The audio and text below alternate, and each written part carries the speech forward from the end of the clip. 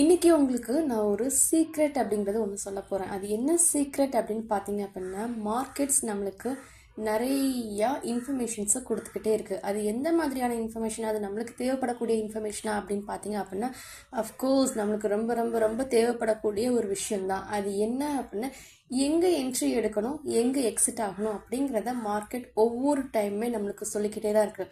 First time ஒரு time சொல்லும், நாம் அதை கவனிச்சிருக்க மாட்டோம் அப்படின்னா செகண்ட் டைமும் மறுபடியும் ஒரு வார்னிங் மாதிரி நம்மளுக்கு கொடுக்கும், நீ இந்த இடத்துல தான் பை பண்ணணும் அப்படின்ட்டு.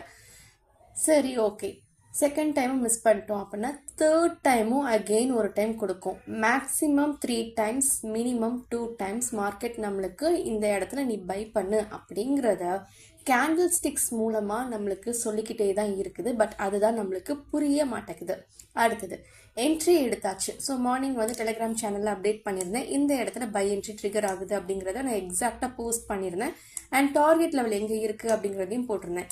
இந்த இடத்துக்கிட்ட வரும்போது நான் உங்களுக்கு மென்ஷன் பண்ணியிருந்தேன், மார்க்கெட் டார்கெட்டை நோக்கி போயிட்டுருக்கு, பட் ஸ்டில் ஒரு புல் பேக் எக்ஸ்பெக்ட் பண்ணுறத கோர்ஸ் ஜாயின் பண்ண உங்களுக்கு சொல்லியிருந்தேன். அதே மாதிரி புல் பேக் எடுத்துட்டு இந்த இடத்துல ஒரு ரீஎன்ட்ரிக்கான ஒரு பாசிபிலிட்டிஸ், அதுக்கப்புறம் சின்னதாக கீழே வந்துட்டு மறுபடியும் மேலே போயிருக்கு. பட் இந்த இடத்துல ஒரு மேஜர், இது one of the support zone அப்படின்னு சொல்லலாம். ஸோ சப்போர்ட் எடுத்துகிட்டு தான் மார்க்கெட் ரேலி ஆகி போயிருக்கு. ஓகே, ரேலி ஆகி போகுது. எங்கே டார்கெட்டை புக் பண்ணணும்? டார்கெட்டை புக் பண்ணுறதுக்கு முன்னாடி நான் ஆல்ரெடி சொன்ன மாதிரி என்ட்ரி எடுக்கும் போதும் மார்க்கெட் நம்மளுக்கு 3 டைம்ஸ் வார்னிங் கொடுக்குது. மேக்ஸிமம் எக்ஸிட் ஆகும்போது நம்மளுக்கு மேக்ஸிமம் 3 டைம்ஸ் வார்னிங் நம்மளுக்கு கொடுத்துக்கிட்டே தான் இருக்குது. நாம தான் அதை கவனிக்கிறது இல்லை. சரியாக கவனித்து பார்த்தோம் அப்படின்னா எந்த இடத்துல எக்ஸிட் ஆகணும் அப்படிங்கிறத கேண்டில் ஸ்டிக் பேட்டர்ன்ஸே நம்மளுக்கு எக்ஸாக்டாக பதில் சொல்லும்.